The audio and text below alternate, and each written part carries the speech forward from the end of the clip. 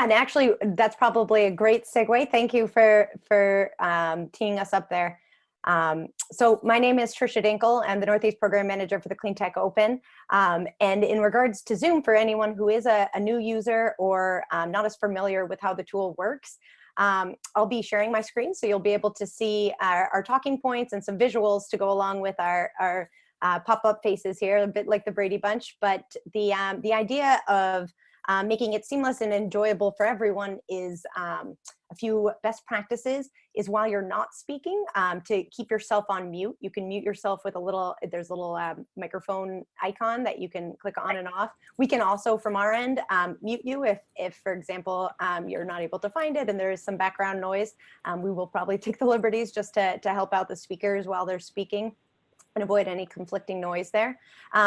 You can have your video on for the purpose of bandwidth, as Marty pointed out earlier. For those of you who are on the line, you're welcome to keep it off until you are speaking. So if you're a startup and you plan on giving a pitch this evening for our fun pitch contest, we do recommend that you turn your video camera on if you have those capabilities, or during the Q&A, that if you have any questions and you'd like us to be able to chat face to face, seemingly.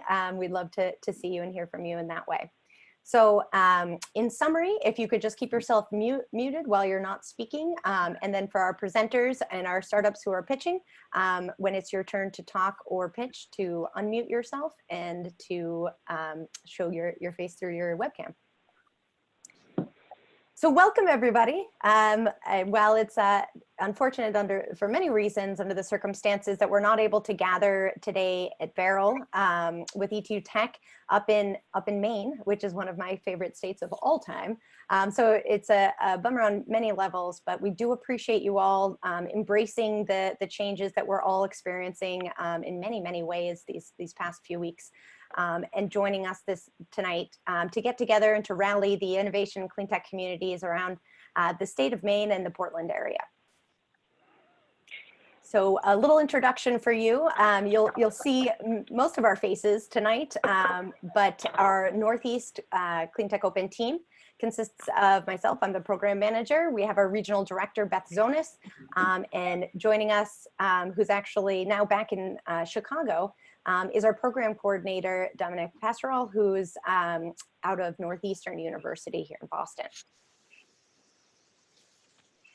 Now I'd like to welcome, although we're not in their lovely space tonight, we do recognize the support that they've had for this event, for our community, and the support that they continue to offer throughout the ecosystem.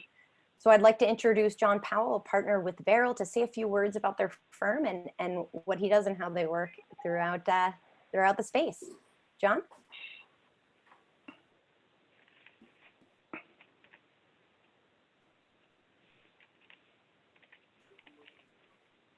John, if you're on the line, we can't hear you. So if you could unmute yourself.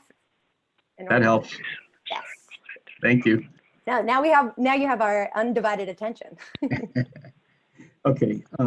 Yeah, so thanks, Trisha, and good evening, everyone. I'm a partner in Verrill's intellectual property and technology practice. I'm based in Boston, and I have a particular focus on and interest in clean technology.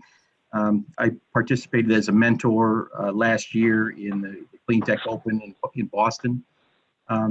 As many of you and your businesses may be facing challenges at the time, we appreciate your flexibility and commitment to the event. And while we hope to connect with you in our Portland office and show off our space, we thank you for joining us virtually, and we look forward to meeting you in the future.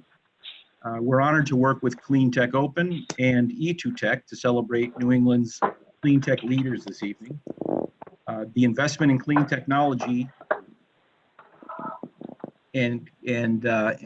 has significantly increased over the last decade, with a global new investment of more than $280 billion US dollars and tens of thousands of clean tech patent filers worldwide. In just a bit, we will hear from the entrepreneurs who have signed up to share their innovative business ideas. It's these startups that will drive the future for clean technology. I look forward to hearing from them, and while we aren't able to network during the program, I would like to invite anyone interested in connecting with me offline to do so at jpowell@verrill-law.com. So without further ado, I'm going to pass it off to Marty Groem, and the Executive Director of E2Tech. Thank you. Hey, thanks, John. That's great. And you're really, the first thing in my remarks is to thank Verrill. We're so appreciative of your support, both as an E2Tech member and offering up your space and sponsoring this event. I was kind of joking as we were getting the call started that in some ways we're reaching more people this way, and that's great too. So I hope everyone will appreciate Verrill's sponsorship of this event, and we certainly couldn't do it without him. E2Tech is a member-based association with about 265. Close my door, please. 265 member companies and 1,500 individual members. And Oh, I didn't say it did. Could anyone who's not speaking please put your mute on? Thanks. there we go. It's part of the growing use. I don't know about others on the call, but I've actually been on Zoom. This is like my 6th hour today. Anyway, it's been good. We've been getting a lot of work done.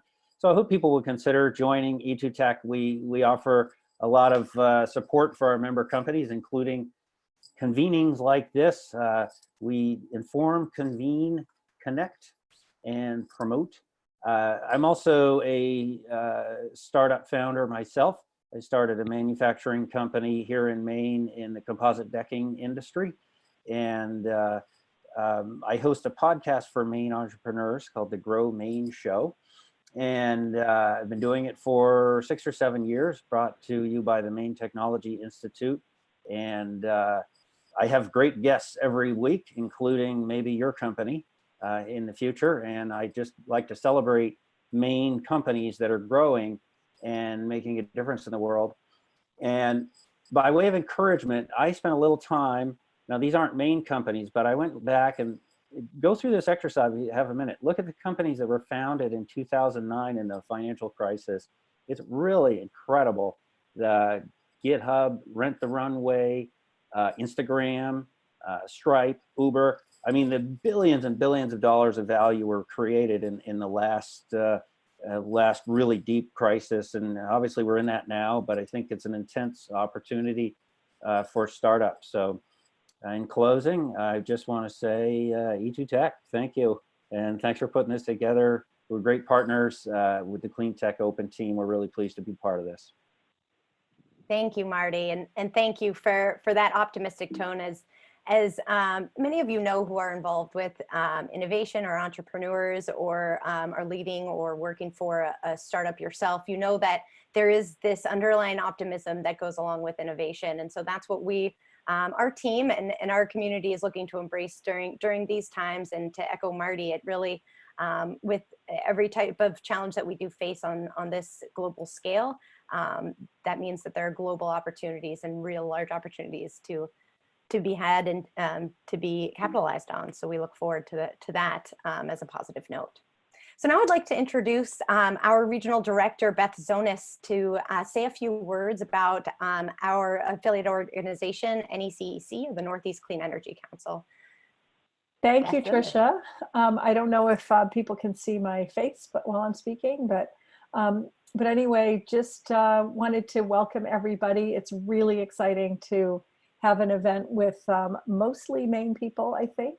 It'll be interesting to know who, if there is anybody out there that is not from Maine. That doesn't mean that you're not included. We want everybody included, but this shows that there is a strong ecosystem in Maine, and I just wanted to point that out.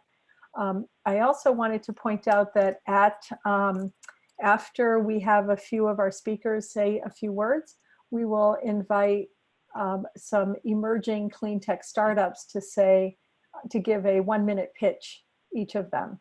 So if you would like to give a pitch, please add your name and your company name to the chat box, and we'll write your name down and make sure that we give you your minute.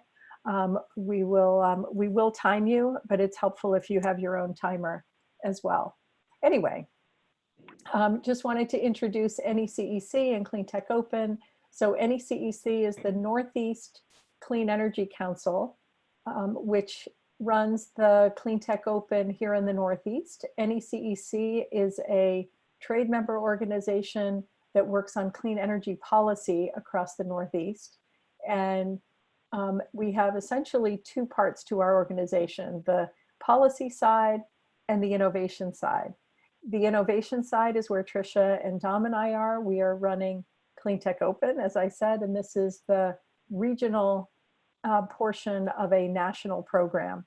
And there also is a follow-on program called Navigate for companies that complete Cleantech Open, as well as companies that are at that similar stage of seeking seed and Series A funding to progress their startups. So next slide, thank you. So we are a nonprofit here at Cleantech Open, and we are sponsored at a national level by Wells Fargo, which is doing some really great work with the National Renewable Energy Labs in Colorado. At a regional level, our premier sponsors are MassCEC, the Massachusetts Clean Energy Center, and NYSERDA, the New York State Energy Research and Development Authority. Both of them offer grants to startups as they progress, and they do a lot of other great work to progress the clean energy ecosystems in both of those states. I believe that there are some analogous organizations in Maine, and it'd be great to get them involved too. In addition, we work with the Canadian Consulate in New York and with several other law firms besides Verrill. Foley Hoag, Sunstein, and Mintz are three firms that we work with, as well as corporations that will test and work with the technologies themselves. So Chubb Insurance, Schneider Electric, and Constellation. Below the line at the bottom of this sponsor shield, you'll see lots of different organizations that are listed as in-kind sponsors. Those are organizations that are providing goods and services directly to our startups. So there are opportunities for our startups to work in different centers, whether it's a co-working space or an incubator. And by the way, many of these have virtual capabilities. There are also opportunities for accounting and legal services and marketing help and many other things. So just wanted to make sure you're aware that we offer cash prizes at the end, as well as opportunities for companies to really hone the skills that they need in order to progress their businesses. So I think the next slide, I turn it back over to Tricia. Yes, go ahead, Tricia. Yes, thank you, Beth. This is really to give you all a sense and understand here that you don't have the ability to click or learn more about these events that are up here, but it's a way to stay connected with Cleantech Open, both on a national level as well as on a regional level. Everyone on this call who registered for the event will receive a follow-up, which includes not only a recording of this presentation, so we'll quiz you later on that, but also receive a copy of the presentation itself. So all of these links will be live, as well as links to all the organizations that you hear from this evening.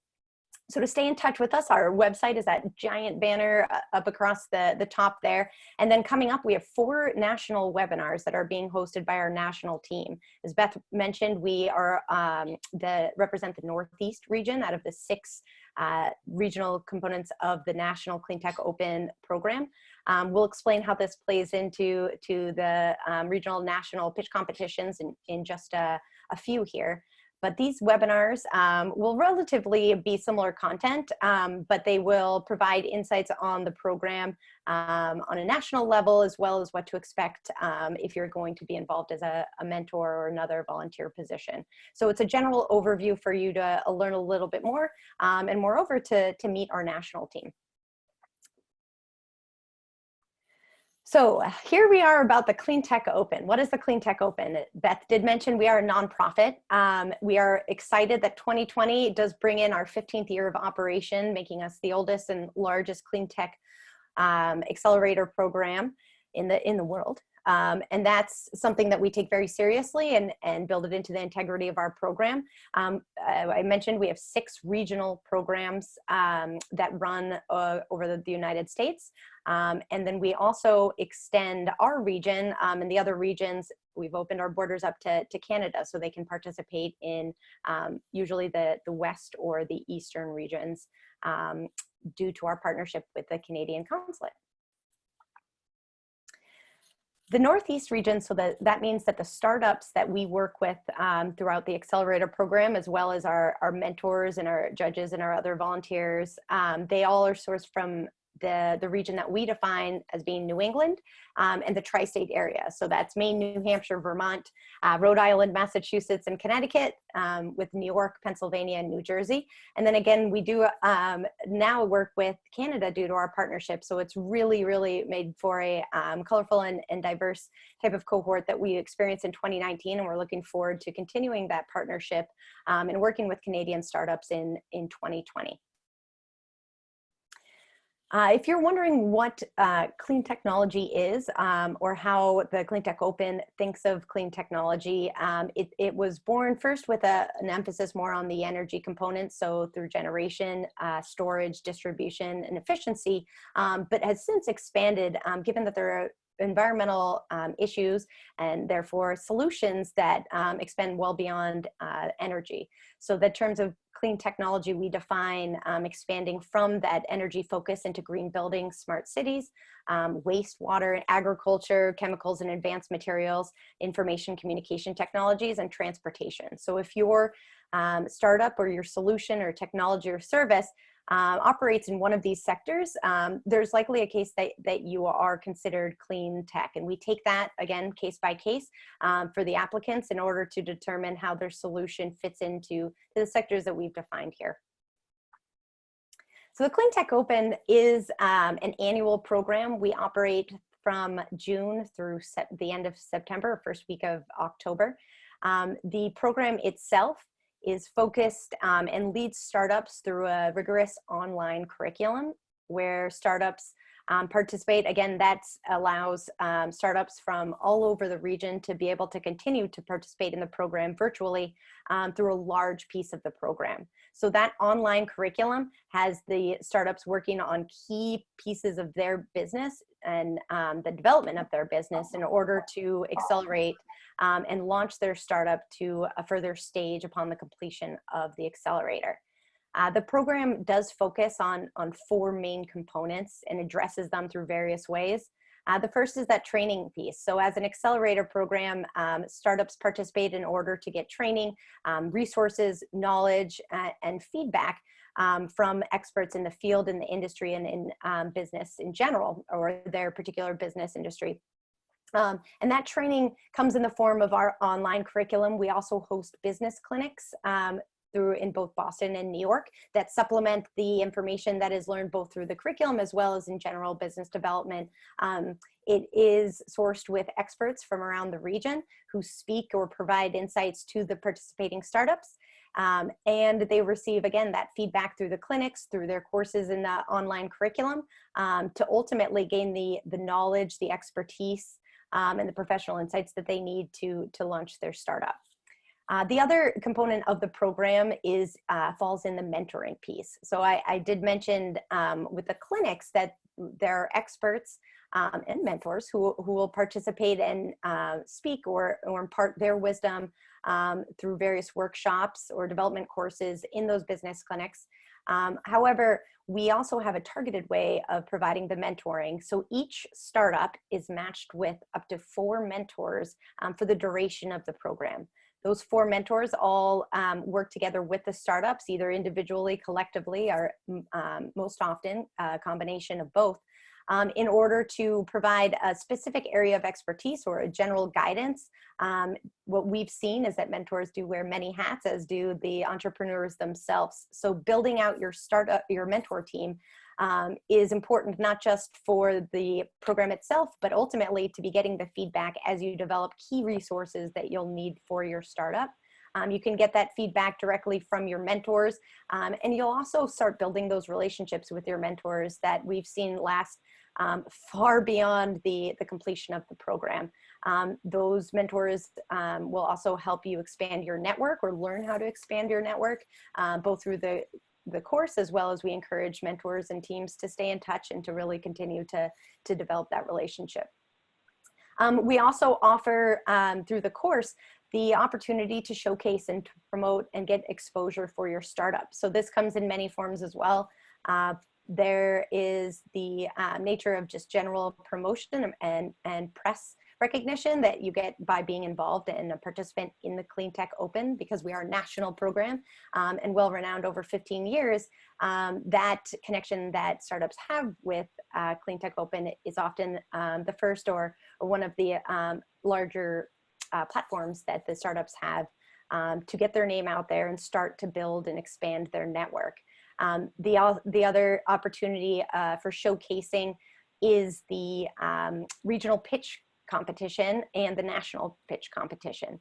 So after startups go through the online curriculum, they will have the opportunity at our regional finals in October to compete against each other in a pitch competition in which judges select the top regional teams who will go on to compete on a national level against all of the top regional teams in the country. From there, the national winner is selected and recognized. So there's various platforms where you can actually have that press exposure or that community or network exposure through that participation, but all the way leading up to the culminating pitch competition and finals is ultimately going to be of great benefit to startups as well. The regional finals and the national finals both include an actual showcase where startups will be able to speak and interact with the attendees of the events, promote their business, have a table, and give a little bit of information about their startup to various community members, industry professionals, mentors, and investors. And speaking of investors, the other component of our program is the access to capital. So like the others, there are a number of ways that our program offers this access to capital. Because the stage of startup that we work with is an early stage, typically pre-seed funding startup, this often is in the form of starting to build the network, develop the materials that are needed for when the opportunities to funding do arise or investment opportunities are available. It helps you to meet the right people and get the right people in the room to get the feedback early on what you will need to actually secure additional funding or secure that investment.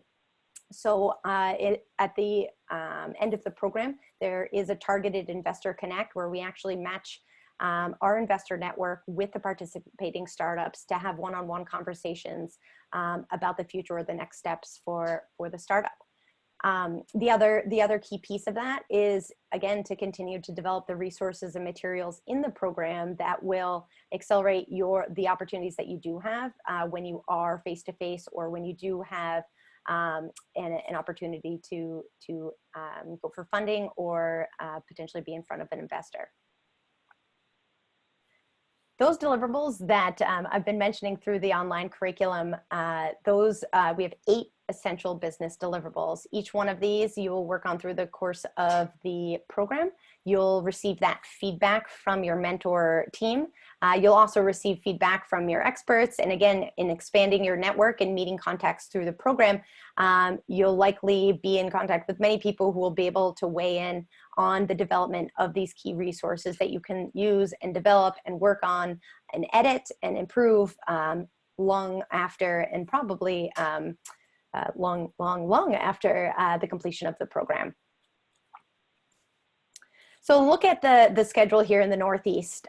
We kick off the entire program with a 2-day intensive series of workshops on development programs. This year, in response and in preparation for the current times that we're experiencing, where a lot of events are hanging in the boughs of uncertainty, we've completely transitioned this 2-day academy to a virtual event. That means that it will be jam-packed of workshops, exposure, and we'll even be embedding that networking opportunity so as to not miss any components of having that in-person live event experience. It also makes it accessible for folks who no longer have to travel to a singular location. They can participate from, as we all are in this event, participate from the comforts of their own home or with their team in a community area. From June to September is when we host those business clinics. We do offer them in both Boston and New York. This is a way they run parallel to one another, so the information that's provided is relatively the same and serves to supplement or to enhance the necessary information that we believe is important for startups at the current stage of development, but also in line with the curriculum that all the startups are using throughout the accelerator program. In the Northeast, our regional finals will be held on October 1st and 2nd. This year, we're holding them in Boston, Massachusetts. So not that far from Maine or New Hampshire. I saw a few folks from New Hampshire. So that will be hopefully accessible, but also it's a great opportunity for, again, you to meet the cohort that you might have not met, as well as our larger community. It's our biggest event of the year, and it consists of that pitch competition as well as a general showcase that all of the participating startups will be able to contribute to and showcase it. On October 27th and October 29th in San Jose, California, we are hosting the national global forum. It's not intuitive there, but the global forum is our national pitch competition. It's called a global forum because there is a global component to the pitch contest in which international companies are able to participate in a separate program, but they do compete for a title as well. And the top team from all the regions, so only one winner emerges from the global forum and claims that national title. I will make the plug, excitingly enough, and we can never say it or brag about it enough, although we didn't do as much. The credit really goes to the teams. Both the 2019 national winner and the 2019 national runner-up hail from the Northeast region. I will also add to that in 2018, the national winner was also from the Northeast cohort. So we are looking for a hat trick this year, no pressure. However, it does say that there is a lot of outstanding talent here in the Northeast. And we are really honored to be able to work with some of the greatest startups in the country. So if you're looking to apply to the Cleantech Open, asking yourself, what is it that is considered in selecting the startups that will participate in the 2020 cohort? What we look at is three main areas. The first is the market. So how that market is defined, is there a large and significant need? And then we take a look at the solution. So how does this solution actually address the market need? Is it potentially disruptive? Or is there a sustainable competitive advantage embedded that? There's a lot of other questions that go along with all three of these areas, but this is some sort of guidance as to how you should approach the application and what type of information you should be communicating in that in response to the questions that are asked on the application.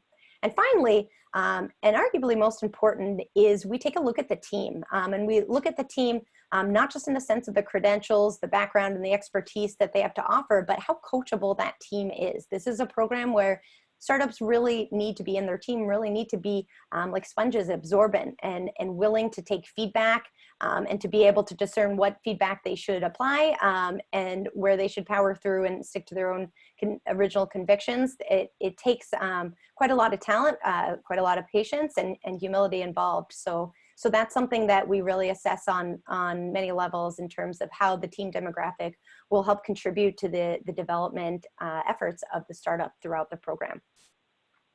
So here's a snapshot. I won't go through every single one. The next slide is a similar snapshot, but this is to show that far beyond the completion of the program and for many years to follow, our alumni companies from the Northeast, a few you will hear from in just a minute here, and a few that are actually noted right here on the slide, have accomplished some fantastic milestones, whether they are in their revenue, their annual revenue, and seeing those numbers rise, in capital raise, or in acquisitions, as you'll hear from one of our alumni companies shortly about their successful acquisition this year. This slide again shows another snapshot. I wish we had 10 slides where we could go through the hundreds and hundreds of accomplishments that we've seen our startup companies from the Northeast and really from the national program continue to chalk or put into their hat as they develop their business. So we're really proud, not only because they're CTO alumni, but because they're also contributing to these important environmental solutions throughout the country, advancing their business ideas. So now it is my pleasure to introduce Susan Mckay, who will, one of our 2012 Northeast alumni companies with Cerahelix, who will say a few words about the company and about their experience in Cleantech Open. Okay, thank you, Tricia, for inviting me. It's been a while since I've done something directly with Cleantech Open, but I did take advantage of a lot of the follow-on programs that you all sponsor once you're in the network. So it's been a good association over the years. For those of you who don't know me, my name is Susan Mckay. I was a founder of Cerahelix. And at Cerahelix, we developed a novel ceramic nanofiltration technology by combining DNA technology with ceramic chemistry. And what the result was a filter that was able to treat and reuse industrial wastewater in a single stage. And so when we delivered this solution to the market, we immediately were able to secure large orders from critical industrial players in both the food and beverage industry as well as the personal care products industry. And the advantage of our technology was really rooted in our the nanotechnology formed by the DNA ceramic coating. So it's a highly technical product. And as a technical founder, you can imagine that most of my training was in chemistry and not in business. So by participating in programs like the Cleantech Open, they really helped not only develop the business of Cerahelix, but developed me as an entrepreneur and sort of trained me in how to look at all aspects of running a company that's really in what you call deep technology, as opposed to the majority of startup tools that you'll find online or left to your own devices tend to focus on models that are built around, IT type startups. So things like financial modeling, they tend to base things on the markets and how many users and how many subscription models you're building. Whereas when you're building a manufacturing entity like Cerahelix, you need different types of financial modeling. You need to understand how to build out and scale that sort of business. And so I think when I was actually participating in Cleantech Open, the tools that I really over the years always went back to them. In fact, as recently as my early Series B round, I rebuilt my financial model. I went back and looked at the model from the Cleantech Open and realized, oh yeah, there was a lot of really good stuff here. And I sort of redid it almost from scratch just to, more model where we were at that time. And I'd say being from Maine, I'm up in Bangor region. And so I think the advantage of going to Boston for the Cleantech Open was it really opened up my network. And the mentors that I had were a direct introduction to people who later served on my board as independent members. The resources in the Boston area around how to scale manufacturing. We had a 2.5-year relationship with an organization in Boston that really helped us design and scale our manufacturing facilities and trained all the people on my team on the basics of the ISO process and Six Sigma type of sort of just really giving them the basic training. And it's really hard to afford as a startup. So I'd say the network, the training, and then even the continuous access and introduction to investors over the years. So year in, year out, it was beyond just the initial pitch. Back in 2012 when I did Cleantech, we were really early stage. But over the years, as Cerahelix grew and became more established, I would go to the Cleantech Connect events and different forums where they would do one-on-ones with investors and industrial partners. So I found a lot of value. I think when you're a startup in a rural state like Maine, you really need to be out. You need to get out of Maine and you need to get out of your comfort zone. And I think the large network of Cleantech Open really was valuable as I built the business. So that's That's my pitch for CTO and for Cerahelix. Thank you so much, Susan. Appreciate it. And powerful words there, as often we're not able to speak for good reason about the experience and going through the program. So appreciate your insights there. Next, we'll hear from Ben Polito, who will speak on Pika Energy and their accomplishments and their experience here at Cleantech Open. Trisha, I think I had a note just now. This is Marty from E2Tech. Had a note just now from Ben. Of course, we were on a great Zoom call yesterday with Ben, in which his wonderful new baby was there with him on the call.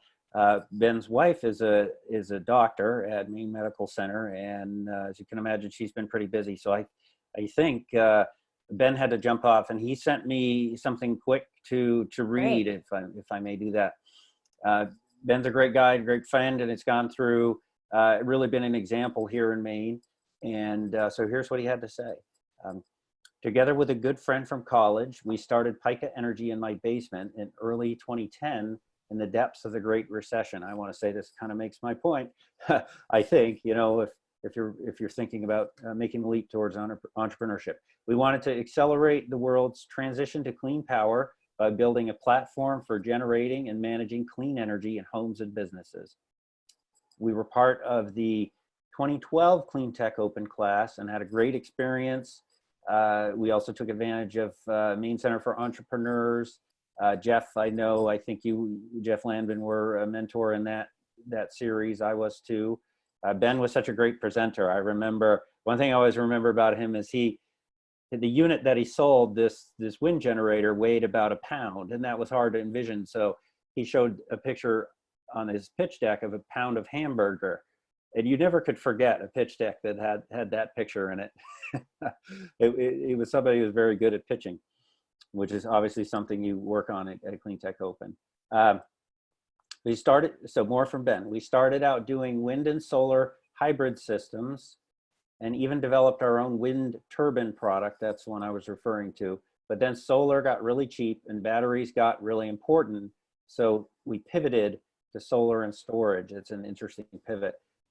We landed a partnership with Panasonic in 2016, which was an energy storage partnership, got on a growth curve and sold the company to Generac last spring.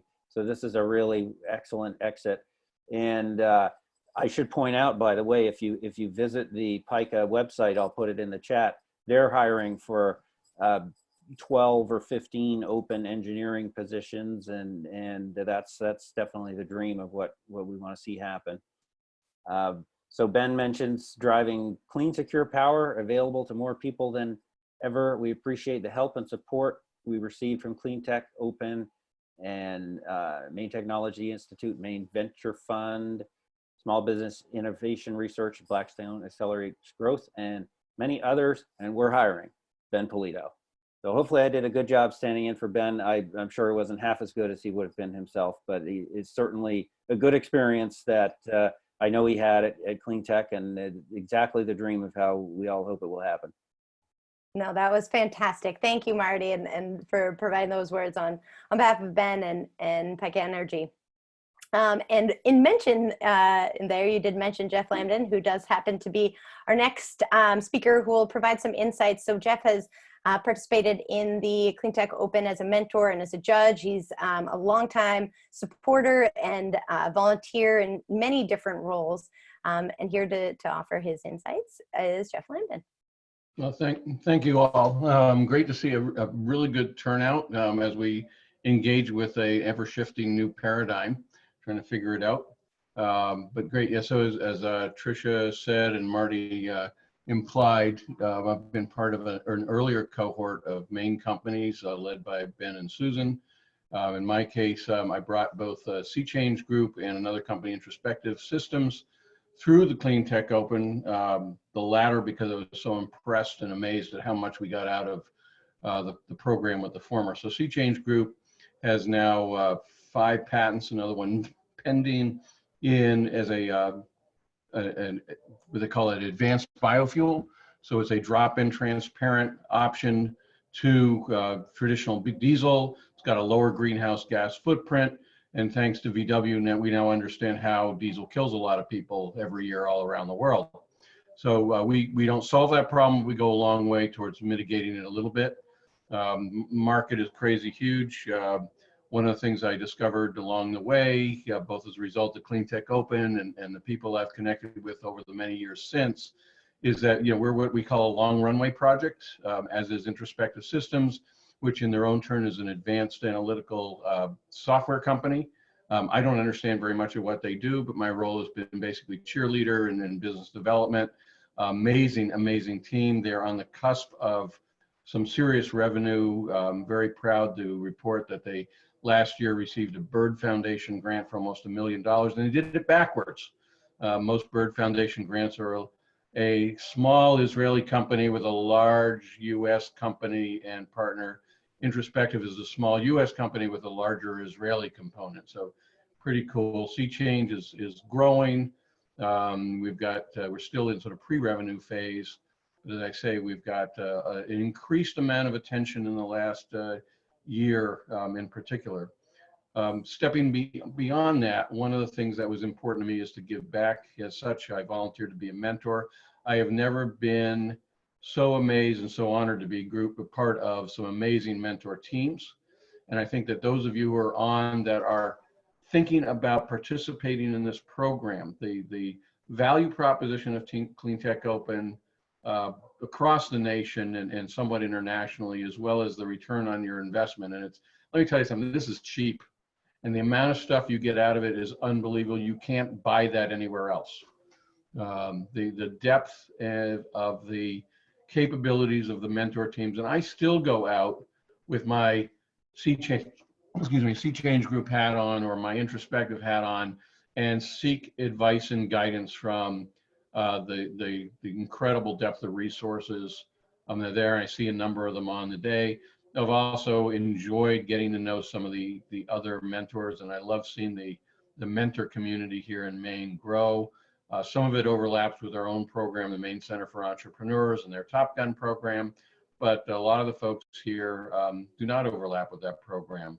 So I encourage all of you who are thinking about this to follow through. There could not be a better time, and I mean, what we're dealing with in the world right now for clean tech. And with the Cleantech Open, they define it broadly. So let them decide whether you fit or not. Don't you make a prejudgment, because there's amazing diversity of companies that I've been able to watch and cheerlead for, and in some cases, be able to be part of a mentoring team. So very exciting, happy to talk with you, offline or whatever about either of those two companies, but that's not really the point. I want to hand this back to Tricia so that you all can have your chance to sort of tell us a little bit about you. It was a lot of fun when I did it, so go for it. Thank you, Jeff, and thank you. Those are great remarks. Well-versed, obviously, extremely knowledgeable about a huge wealth of things, and has experienced many components of the program from various angles. So really appreciate your perspective and your thoughts there. So as Jeff said, now we'd love to hear from the emerging startups that are on the line. The way that we will do this is a lot of you have probably already received tidbits of information, and I see that we've corralled the participants again and confirmed them in the chat box. So what we're going to do is we're going to put you on our stage here, and we're going to ask you to give your 1-minute pitch. Beth will be facilitating this process. She'll also be timing you to make sure that we stick to that 1 minute. It's not on account to cut you off, but it's a helpful kind of guidance and a way of seeing how powerful you can make those 60 seconds for the audience who listens. The reason being is that at the conclusion of the pitch contest, after all the startups have given their pitch, the audience will actually have the chance to vote on their favorite pitch of the evening. And that top vote will receive a discounted application, discount code for an application for the Cleantech Open. So that's to say that it's a way of looking to tell your story, share your solution, and ultimately wow us. So I'll turn it over to Beth.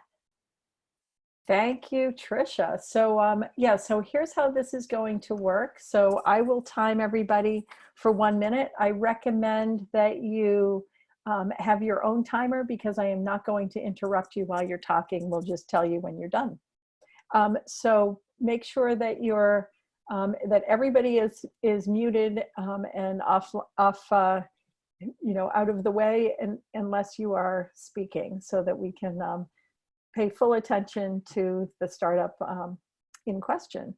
So we'll go in alphabetical order. So that would mean we will to Aphrodite, then Energy LB Resources, then Jet Set, then Paramount Planet Product. If there's anyone else that I missed in this process, please add your name to the list via chat, and we'll capture your name. All right. So so again, first up is Krista with Aphrodite Oysters, and what I will do is start your timer. Is that there you are? Okay, great. So when you're ready, go ahead. Okay.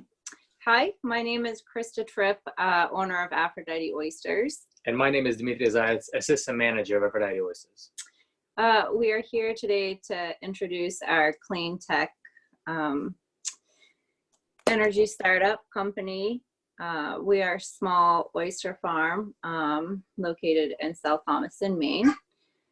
We grow our oysters in the very cold temperatures of the Penobscot Bay.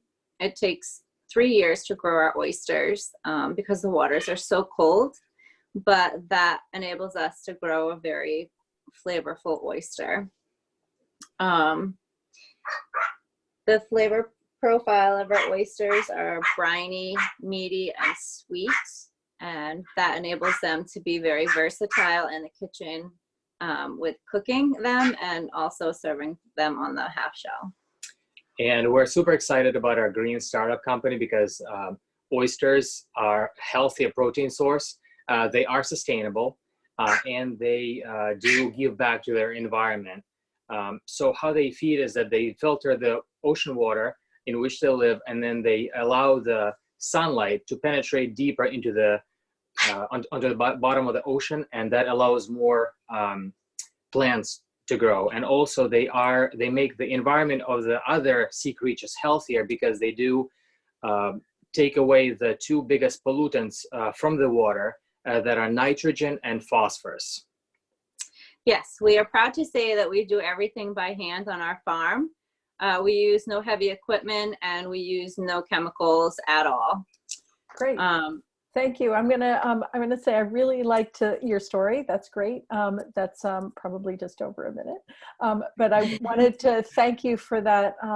I think a lot of people don't realize how healthy oysters are in terms of giving back to the environment. So that's really great to hear. You also should know that one of our companies from 2018 is called Oyster Tracker, and they have some technology for oyster farmers.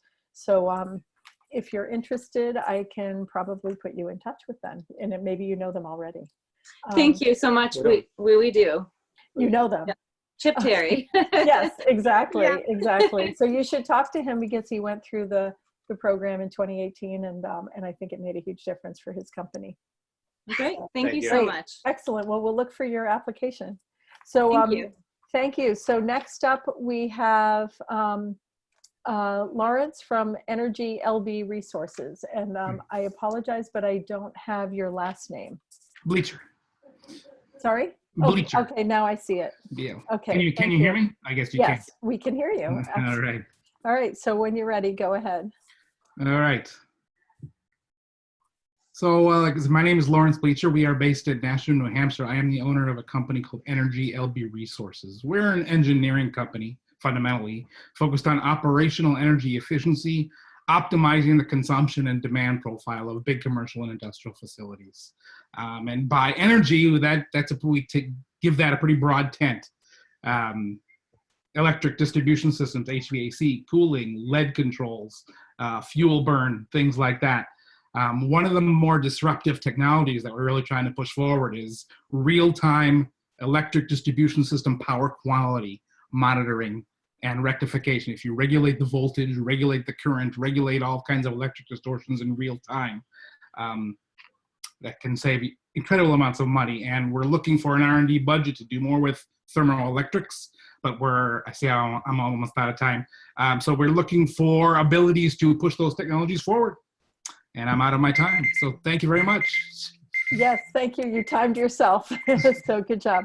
So that is really cool. And it seems like your solution would probably be really interesting to utilities. Am I right? Is that? Very much. We work quite a bit in concert with the utilities. Mm-hmm. Being in New Hampshire, we work with New Hampshire Saves, and we're always trying to look for more ways to get sanction and rebates and things like that. Right, and there may also be some corporates. So we work with both Schneider Electric and Constellation. I don't know if you saw them in our sponsorship. I saw Schneider. I could see that both of those might be interested in what you have to offer too. So you'll be in good company. So we look for your application. Thank you. Very good. Thanks. Yeah. So so next up we have Jet Set with Anna Fort. There's Anna. All right, Anna. So whenever you're ready, go ahead. Okay, great. Hi, everyone. I'm Anna Ford, co-founder of Jet Set Offset. We're based in Camden, Maine. And Jet Set Offset is a donation-based carbon offsetting tool for air travel. As you likely know, flying is incredibly carbon intensive, and it's a growing threat to our planet. It's projected that carbon emissions from air travel will account for 25% of global carbon emissions by 2050. Reducing or avoiding air travel is probably the most effective thing we can do as individuals to combat climate change, but not flying is not always the most realistic proposition, in normal times at least, for many of us, especially business travelers. Flight shame has few remedies, which is why we built Jet Set Offset. With a one-time sign-up at jetsetoffset.com, which I hope you'll check out, you can automatically donate 1 cent per mile to your favorite environmental cause every time you fly. I built Jet Set Offset because as a former business traveler, I was flying over 100,000 miles every year. I searched for a carbon offsetting service and just couldn't find one with the characteristics that really distinguish Jet Set Offset, which is, again, that donation-based approach, simplicity, automation, and customer choice. Great, thank you very much, Anna. So that is really interesting. Obviously, at the moment, nobody's flying, or almost nobody. So, it's a good time for business planning. You've got your wish, exactly. Well, that's exactly what we're thinking too. Is that this is maybe a great time for people to kind of sit back and reflect and work on their business plans. A couple of things. We have had a few people go through our program who are working on various types of offset. In fact, one of the companies that went through last year is called Soli Points. And you, I don't know if you know them, but happy to consider making an introduction to them. And there are others who've gone before, and there are also some mentors who have some experience in that area. So happy to see your application and see where it goes, but worthy cause. So thank you. Thanks. So next up we have, I believe, last but not least, is Ariadne with Paramount Planet product. So we met about a year ago. So good to see you again. So whenever you're ready, Ariadne, go ahead. Hi there. Yes, my name is Ariadne Demulis. I was looking into Cleantech Open last year. This year I decided to look again because I wanted to meet Marty, who does wood composites, or did at some point. I'm excited to meet you someday in the future. But let me talk to you a bit about Paramount Planet product. I'm an oceanographer. I started Paramount Planet product to combat plastic pollution in our ocean. I personally love the ocean, and I recognize that lots of other people do as well, and we're starting to be very concerned about the packaging that we're using every day. I decided that enough was enough, we've advanced as a civilization past the need of needing to destroy our planet for convenience, and technologies exist, just needing to be implemented in the market. As a marine scientist, I test all of the material we make in order to ensure it's ocean compostable fish friendly, and I teamed up with a pulp and paper chemical engineer to perfect our formula with finish your sentence. Perfect our formula with naturally found fibers. So love to talk more if anyone has any questions. Thank you. Great. Thank you, Ariadne. Here I have an example of our first product in the market. Lids. Oh, great. To-go fiber-based hot beverage lids. And we are looking to do the top 10 most found litter, and lids are number 9. Wonderful. Yeah, this is obviously a huge issue for many, and finding somebody who can help you to think through what is the path to market and who are actually the stakeholders who will pay you to stay in business is a critical question. So I'm happy to see your application and see how you've progressed here. We actually heard from a company last night who's working on plastics as well. So a different kind of plastic solution, and obviously it's a very huge topic. So attacking it from multiple angles is really helpful. So I am going to turn it back over to Tricia for the voting. So we're going to have a chance for people to vote on which startup they like the best. So Tricia, do you have your slide to put up there? Yep. Great. Yeah, I just put it down so we could focus on the Great. pictures there. Awesome. So All here's right. the way this works. Go ahead, Tricia, you can explain the next step. Sure. So what we're going to do is ask you to go to the website that's listed here. It's www.sli.do. And then you'll enter the code right in that field or similar field. And it's CTO, not 0, O, as in the letter O, 4. And then you'll have the opportunity to vote on your top pitch for this evening. After you place your vote, we'll give you a few minutes before closing the polls, and then we'll announce the winner.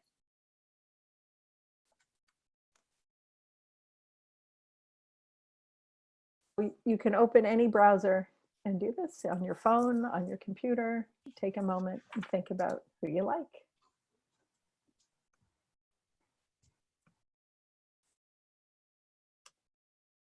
I'm just putting websites of the various people who pitched in the chat box just for fun. Thank you, Marty. So many great people. It's wonderful. That was so much fun.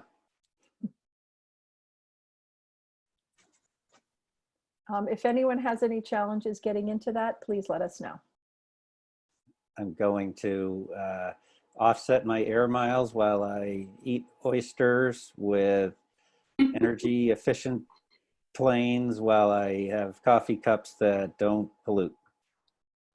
It's a great memory game there for you. That's pretty good. Could you reiterate where each of those companies are from? Because I don't think they all said. Let me see. Jet Set Offset. Anna is from Camden, right? And Ariadne, you are from Bangor, Orono, I think. Is that right? Actually, right now I'm in Westbrook. We have 2 locations, Westbrook, Maine, and also Orono, Maine. Okay. And Lawrence, you're in New Hampshire somewhere, right? Live, freeze, and die. Nashua, I remember that. The Mainers, we like to make fun of New Hampshire. Let me see. And who did I miss? Why am I drawing a blank? I apologize. The oyster. Oh, Aphrodite Oysters is in Maine. We're somewhere in South Thomaston. South Thomaston. South Thank you. Thomaston. Gorgeous corner of Maine. Yes. Thank you, Jeff. Why would you ever leave? We're not. Oh, good. There you have it. I have good friends who escaped from Portland to South Thomas. Oh, really? Yeah. Oh, it's beautiful down here. Yeah, Wilson. All right. Well, the polls are closed. Beth, are you able to announce the winner there? Not sure that I can see the poll. All right, I will announce it. So the winner is Paramount Planet product. Congratulations. We have an inside guy who's running the polls here, and he said that it was an incredibly close match. So congratulations to everyone for pitching and for getting up there. It's not easy under any circumstance, let alone the transition that we made from being live on stage to a virtual screen. So appreciate that and the energy that each one of you brought to the contest there. Thank you very much, everyone. All righty. So our next thing is that actually, why don't you finish this up, Tricia, and then we can open it up for the next topic. Sure. Well, I'll just thank everyone. This is, of course, the link to apply for the 2020 cohort. As I mentioned at the beginning of the recording, but I'll bookend it because it is important to note that we are sending a follow-up email that will include not only the recording of this virtual event, but it will also include the slides. So you'll be able to have direct access to the companies you heard from, our alumni companies and our host organizations that introed at the beginning, as well as be able to interact with the registration and the application links directly through there, and the email will contain those important resources as well. So thank you all again for bringing energy to what can be a little bit of quieter times as we all sit in our respective homes or areas. So thank you for joining us and making us and reminding us that there's a very strong community throughout the Northeast, throughout Maine, and the Northern Northeast. We appreciate each and every one of you for joining us today. So thank you. Yeah, so I'd just like to say if anybody has any questions, you can say them or put them in the chat. And if anyone wants to comment about how they contribute to the Maine Cleantech innovation ecosystem, feel free to comment either in the chat or verbally. We can call on you if you put it in the chat. It makes it a little bit more organized. So my name's Cliff Croelick. I've lived in Maine for 50 years now. I've had an electric car for the last 6 years and an off-grid place. Initially, I put in the chat, but maybe it didn't reach you, or maybe it did. But initially, the organization centered around energy, and then it had to expand for the great need of sustainability and innovation. I think initially, the fossil fuel industry had a lot of entrepreneurs back when it first started. And somewhere along the line, they decided that they probably didn't want to change that model. So my question to you is, you seem to be getting a lot of very creative entrepreneurs that are coming up with solutions. Do you have a piece of the organization that can, more of a common good piece where these people who are getting so much information from the organization can somehow pool their resources together, because we're facing an unparalleled climate crisis? And I'm 70. You guys are, many of you, not everybody, are a lot younger than me. And being an entrepreneur is great, but being able to back that up with some kick in society, states around here, and really put some pressure on the powers that be, I think you guys are positioned in a good spot to have some kind of a wing or a lobby or something to say, hey, we've got solutions. Here are our entrepreneurs. This is what they're doing. We need to move this along. You know, there's big money out there stopping innovation, as we all are aware of that. Now, the innovation will go on small ways, statewide, nationally, globally. But the kind of innovation that we need to save the planet has to become spread out. So I guess what I'm asking you, is there any way, maybe there'll be an entrepreneur that will work with you in the organization to be able to have some kind of a little more clout and to push things forward on the climatic level, locally, globally? Does that make any sense to you guys? Well, I think that's essentially what we're doing. We do have the policy arm of NECEC, and I know at E2Tech they do a lot of work on clean energy policy as well. So I think we have a lot of people working on the policy side, and then we have many people who are very vocal. What we didn't mention on our call is that we have quite a large group of volunteers in Cleantech Open. So there are over 600 registered mentors in our program, and they are all ambassadors, similar to Jeff, whom you heard from earlier. So I think all of us are doing our part to get the word out. And you know, in our alumni, we have over 400 alumni who've gone through the program just in the Northeast, and about 1,600 nationally. So they also are ambassadors and helping to grow the green economy as well. Mm-hmm. Yeah, and I think, thanks for joining, Cliff. And look, I mean, obviously this is an incredible opportunity in Maine. You know, I'm on the Maine Climate Council. We're thinking about transportation being our big issue here in Maine, and as far as emissions, and it's really remarkable, obviously, what we're seeing in the last week. So I think the companies that are part of this are going to be, you know, innovators coming out of after the coronavirus.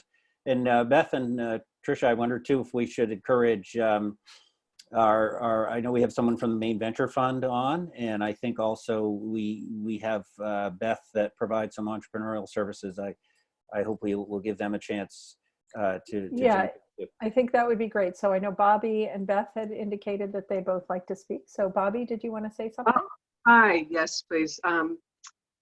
I actually think the Maine environment is quite receptive, especially the Janet Mills administration. So I disagree that it's such an uphill battle. I'm part of Maine Angels. I feel very fortunate.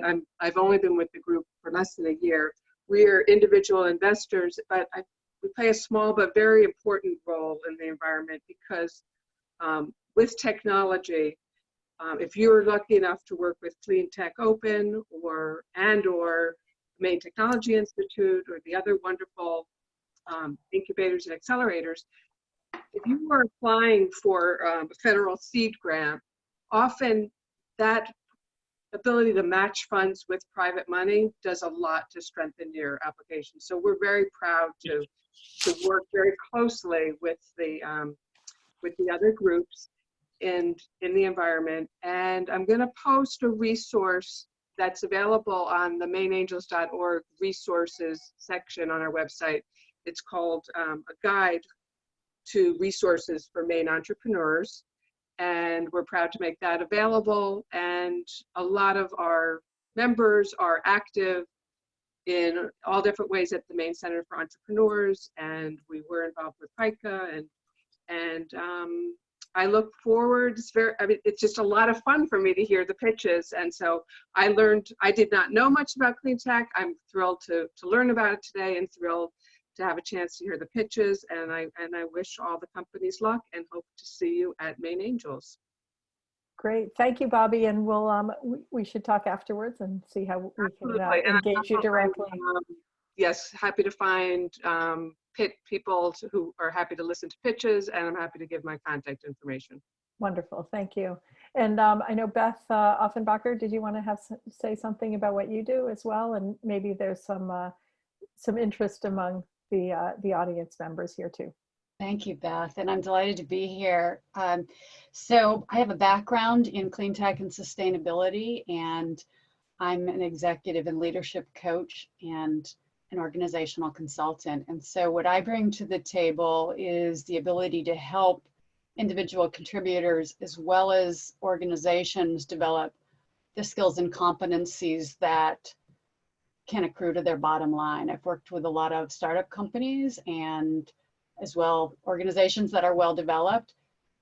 And then on the individual level, I also work with executives to help them further their career path. I used to be a university professor for many years, so I have a deep background in doing that. And I wear a second hat as well. I am the Director of Training and Development for Leaders in Energy, which is a nonprofit of about 3,000 or 4,000 people around the world that work in clean tech and sustainability solutions. So this is my work, and I really enjoy being a part of this field. And I'm applying to be a mentor, so I hope to have the opportunity to work with many of you in the coming months. So thank you. All right, thank you, Beth. Marty's giving us 2 thumbs up. So I think that we are probably ready to close the call. It's been, we've gone over a little bit over our time, but I think it's super, super valuable. Oh, Melissa Winnie is here. Great, Melissa. Glad to have you on, and glad you were listening. And yeah, Melissa used to be at E2Tech and now is in the Maine governor's office. So continuing to make a difference. Really appreciate it. Melissa, if you have a quick moment, do you want to give a couple remarks? I'm sure people would welcome that. Sure. Hi, everyone. Yeah, so I'm Melissa Winnie with the Governor's Energy Office. First, just really excited to see all the involvement in community here around clean tech innovation. Obviously, the Governor's Office, we're really working hard on responding to the current situation. But that being said, we are moving forward with our climate and energy work. We are moving our meetings to virtual meetings and continuing to meet as part of the Maine Climate Council. The administration has done significant amounts in terms of policy advancements over the last couple sessions under Governor Mills's administration to really focus on energy and climate work. And so, we're hoping and continuing to really set that focus and that foundation for continued growth in the clean energy sector, that programs like this and other will help to spur that innovation, and we'll keep doing our work on the policy side.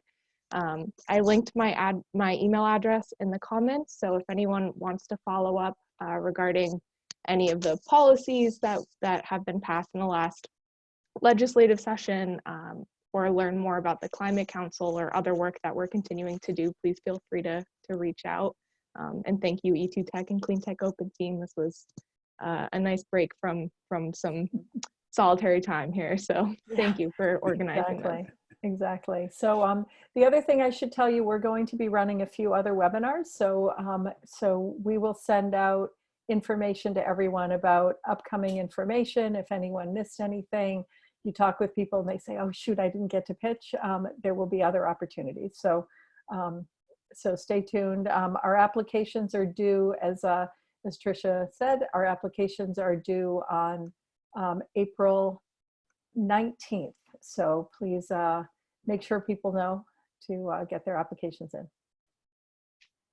I want to echo what Melissa said about the Maine Climate Council. It's been really rewarding being part of that group. Many of the companies that I think will emerge from what we're going through now are going to be related to this. And